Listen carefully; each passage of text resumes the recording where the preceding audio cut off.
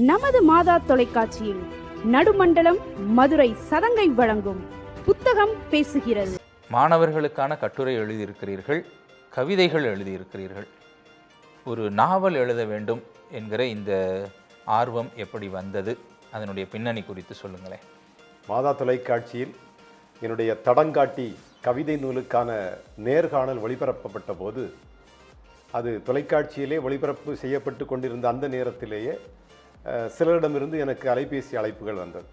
அப்போதுதான் அதில் அவர்கள் சொன்ன அவருடைய வாழ்க்கை நிகழ்வுகளின் அடிப்படையில் அதை மையமாக கொண்டு ஒரு கதாசிரியராக என்னுடைய கற்பனைகளையும் அதற்கான சில கேரக்டர்ஸையும் உட்புகுத்தி இந்த நாவலை உருவாக்கினேன்.